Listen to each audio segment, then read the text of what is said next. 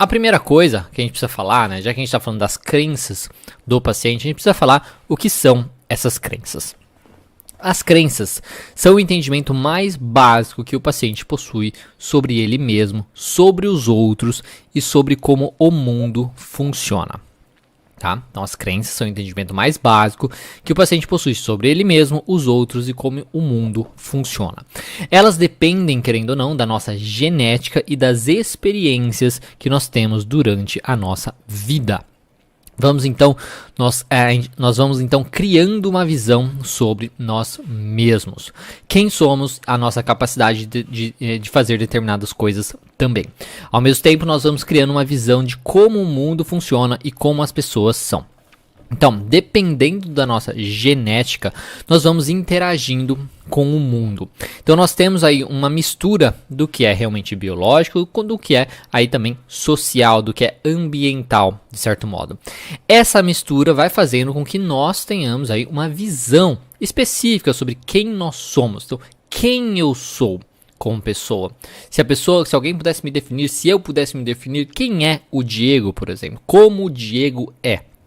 Ao mesmo tempo, como as outras pessoas são, como as outras pessoas funcionam, de certo modo, e como o mundo funciona também. Então, conforme a gente vai vivendo várias coisas, várias situações na nossa vida, a gente vai formando essas crenças sobre nós mesmos, sobre os outros e sobre como o mundo aí funciona. Depois que essas crenças são formadas, elas geram então modos de funcionamento, que são esquemas de funcionamento que buscam reforçar a nossa visão inicial. O que isso significa? Significa que eu acabo agindo de certa maneira, funcionando de uma maneira para me proteger dessa crença, ou fortalecer essa crença durante a minha vida. Então, assim, inicialmente, isso acaba nos ajudando a poupar um pouco de energia, né? Porque eu não preciso de um processo a cada nova situação da minha vida, eu não preciso de um novo processo, de realizar novos processamentos, aí de certo modo, para entender aquela situação. Eu recebo aquela nova informação de uma situação, de um evento, e eu já tenho aí pré-determinado como eu vou interpretar aquela situação. Então, inicialmente, serve aí para a gente poupar um pouco de energia, para a gente se relacionar com as pessoas, para a gente fazer várias coisas durante aí a nossa vida, né, no contato social e coisas nesse sentido.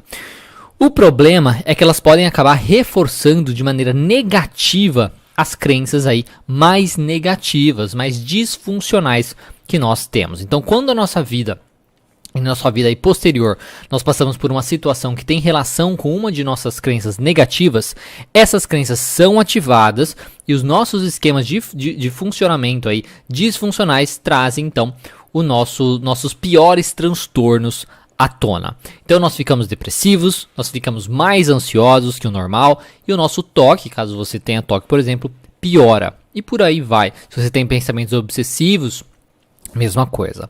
Ao mesmo tempo, esse esquema de funcionamento se retroalimenta, se mantendo ativo aí pelo estímulo de estratégias compensatórias. Então, é isso que a crença faz. Ela está dentro aí no início, na raiz do problema ali do paciente. É por conta dela que ele se comporta como ele se comporta. É por conta dela que ele age como ele age. Que ele sente como ele sente. E qual a importância, né, de realmente identificar então essas crenças? Elas, como eu comentei, elas estão aí no centro do funcionamento disfuncional, né? Do funcionamento disfuncional, do funcionamento negativo atual daquele paciente. E elas explicam todo o funcionamento daquele paciente atual, que trouxe ele ali na terapia, né? Que basicamente é os motivos, que demonstram os motivos dele se sentir como ele se sente e de agir como ele está agindo também. O motivo dele se comportar de uma maneira que piora ou mantém aí o seu problema, ou que mantém ele no problema ou com o seu transtorno.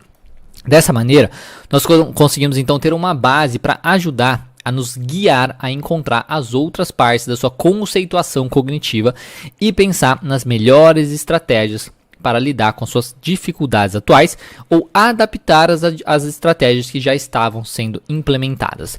Então, quando nós temos acesso a essas crenças disfuncionais, essas crenças negativas do paciente, nós já temos uma ideia do porquê que ele se mantém como ele se mantém. Nós então, a partir daquela crença, conseguimos mais facilmente encontrar a ligação daquela crença com os seus sentimentos, daquela crença com os seus pensamentos disfuncionais, daquela crença com os seus comportamentos que prejudicam ele, ou seja, atualmente ou que vão prejudicá-lo no futuro. Então, reconhecer, descobrir a crença é muito importante por conta disso, porque eu vou entender o início, o centro do problema do paciente e a partir disso eu consigo então mais facilmente montar o resto da conceituação cognitiva daquele paciente, entender mais sobre o seu funcionamento. Entendendo tudo isso, eu vou conseguir então pensar em estratégias para trabalhar com aquele paciente em vários níveis, de várias maneiras. Seja pensar em novas estratégias, seja pensar em como adaptar o que já está sendo trabalhado com aquele paciente. Às vezes eu coloquei uma estratégia em prática e não está dando certo ou não deu certo. E eu entendendo esse funcionamento através da crença central disfuncional do paciente, eu consigo, puta merda, não deu certo por conta disso. E aí eu consigo fazer uma adaptação naquele processo, aqui naquela estratégia com aquele paciente, tá bom? Então é por isso, esse Excel é uma... irrita. Tô com crenças bem disfuncionais aqui a respeito disso. Então é importante identificar as crenças. E aí, você gostou do conteúdo desse vídeo? Porque se você quiser assistir o conteúdo dessa aula na íntegra, basta acessar o meu canal de lives aqui no YouTube. Você pode encontrar o link na descrição e além dessa aula completa, você vai encontrar também muitas outras aulas para te ajudar na sua prática clínica aí da psicologia. Então clica aí embaixo e eu te vejo lá.